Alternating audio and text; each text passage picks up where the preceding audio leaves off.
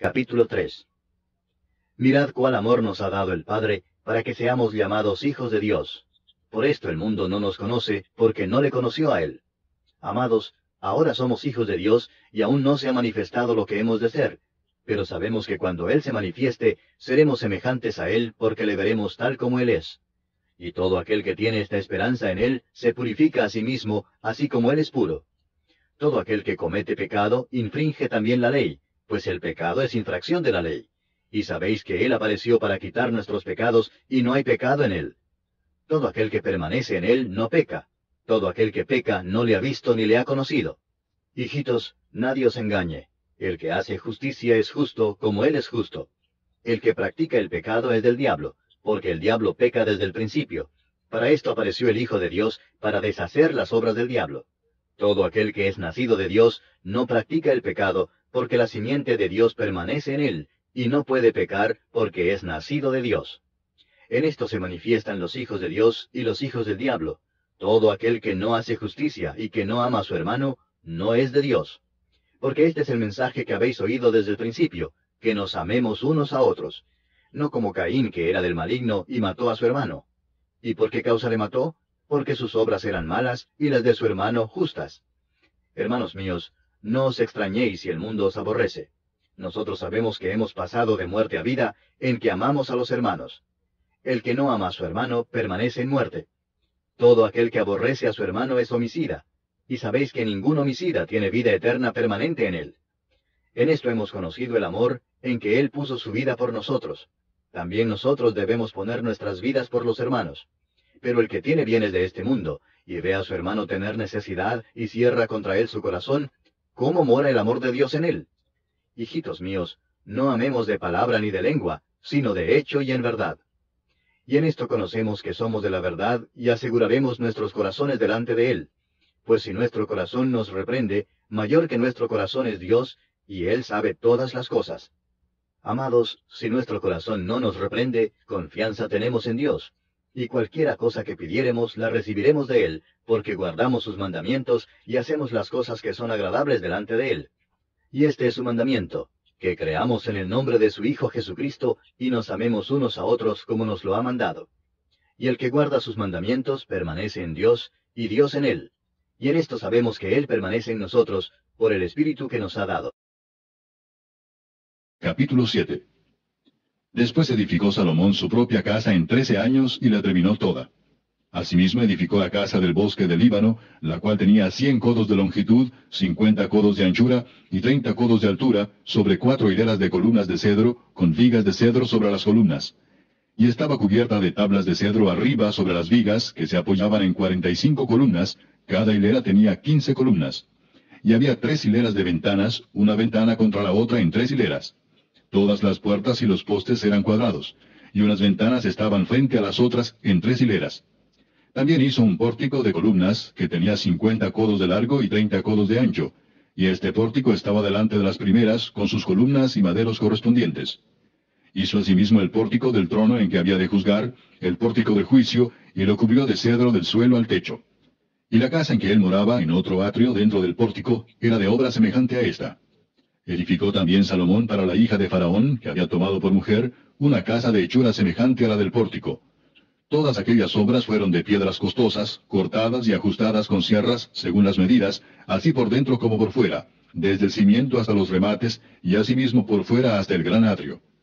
El cimiento era de piedras costosas, piedras grandes, piedras de 10 codos y piedras de 8 codos.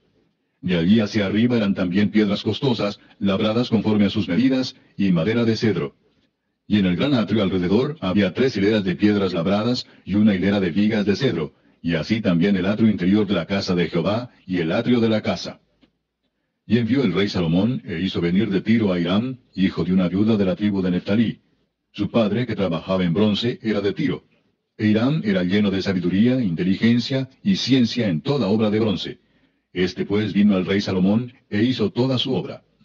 Y vació 2 columnas de bronce, la altura de cada una era de 18 codos, y rodeaba a una y a otra un hilo de 12 codos.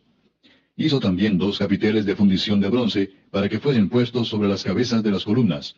La altura de un capitel era de 5 codos, y la del otro capitel también de 5 codos. Había trenzas a manera de red y unos cordones a manera de cadenas para los capiteles que se habían de poner sobre las cabezas de las columnas, 7 para cada capitel. Hizo también 2 hileras de granadas alrededor de la red para cubrir los capiteles que estaban en las cabezas de las columnas con las granadas, y de la misma forma hizo en el otro capitel. Los capiteles que estaban sobre las columnas en el pórtico tenían forma de lirios y eran de 4 codos. Tenían también los capiteles de las 2 columnas 200 granadas en 2 hileras alrededor en cada capitel, encima de su globo, el cual estaba rodeado por la red. Estas columnas erigió en el pórtico del templo, y cuando hubo alzado la columna del lado derecho, le puso por nombre Jaquín, y alzando la columna del lado izquierdo, llamó su nombre Boaz. Y puso en las cabezas de las columnas tallado en forma de lirios, y así se acabó la obra de las columnas. Hizo fundir asimismo un mar de 10 codos de un lado al otro, perfectamente redondo. Su altura era de 5 codos, y lo ceñía alrededor un cordón de 30 codos. Y rodeaban aquel mar por debajo de su borde alrededor unas bolas como calabazas, 10 en cada codo, que ceñían el mar alrededor en 2 filas, las cuales habían sido fundidas cuando el mar fue fundido. Y descansaba sobre 12 bueyes, 3 miraban al norte, 3 miraban al occidente, 3 miraban al sur, y 3 miraban al oriente. Sobre esto se apoyaba el mar, y las anclas de ellos estaban hacia la parte de adentro. El grueso del mar era de un palmo menor, y el borde era labrado como el borde de un cáliz o de flor de lis, y cabían en él 2000 batos. Hizo también 10 basas de bronce, siendo la longitud de cada basa de 4 codos, y la anchura de 4 codos, y de 3 codos la altura. La obra de las basas era esta. Tenían unos tableros, los cuales estaban entre molduras, y sobre aquellos tableros que estaban entre las molduras, había figuras de leones, de bueyes y de querubines, y sobre las molduras de la basa, así encima como debajo de los leones y de los bueyes, había unas añadiduras de bajo relieve. Cada basa tenía 4 ruedas de bronce, con ejes de bronce, y en sus 4 esquinas había repisas de fundición que sobresalían de los festones, para venir a quedar debajo de la fuente. Y la boca de la fuente entraba un codo en el remate que salía para arriba de la basa, y la boca era redonda, de la misma hechura del remate, y este de codo y medio. Había también sobre la boca entalladuras con sus tableros, los cuales eran cuadrados, no redondos. Las 4 ruedas estaban debajo de los tableros, y los ejes de las ruedas nacían en la misma basa. La altura de cada rueda era de 1 codo y medio, y la forma de las ruedas era como la de las ruedas de un carro. Sus ejes, sus rayos, sus cubos y sus cinchos, todo era de fundición. Asimismo las 4 repisas de las 4 esquinas de cada basa, y las repisas eran parte de la misma basa. Y en lo alto de la basa había una pieza redonda de medio codo de altura, y encima de la basa sus molduras y tableros, los cuales salían de ella misma. E hizo en las tablas de las molduras y en los tableros entalladuras de querubines, de leones y de palmeras, con proporción en el espacio de cada una, y alrededor otros adornos. De esta forma hizo 10 basas, fundidas de una misma manera, de una misma medida y de una misma entalladura. Hizo también 10 fuentes de bronce. Cada fuente contenía 40 batos, y cada una era de 4 codos, y colocó una fuente sobre cada una de las 10 basas. Y puso 5 basas a la mano derecha de la casa, y las otras 5 a la mano izquierda, y colocó el mar al lado derecho de la casa, al oriente, hacia el sur. Asimismo hizo Hiram fuentes y tenazas y cuencos. Así terminó toda la obra que hizo a Salomón para la casa de Jehová: 2 columnas y los capiteles redondos que estaban en lo alto de las 2 columnas, y 2 redes que cubrían los 2 capiteles redondos que estaban sobre la cabeza de las columnas. 400 granadas para las 2 redes, 2 hileras de granadas en cada red, para cubrir los 2 capiteles redondos que estaban sobre las cabezas de las columnas. Las 10 basas y las 10 fuentes sobre las basas. Un mar con 12 bueyes debajo del mar. Y calderos, paletas, cuencos, y todos los utensilios que Hiram hizo al rey Salomón para la casa de Jehová, de bronce bruñido. Todo lo hizo fundir el rey en la llanura del Jordán, en tierra arcillosa, entre Sucot y Zaretán. Y no inquirió Salomón el peso del bronce de todos los utensilios, por la gran cantidad de ellos.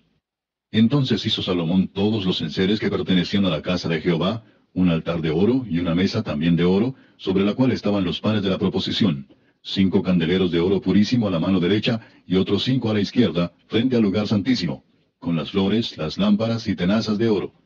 Asimismo los cántaros, despabiladeras, tazas, cucharillas e incensarios de oro purísimo.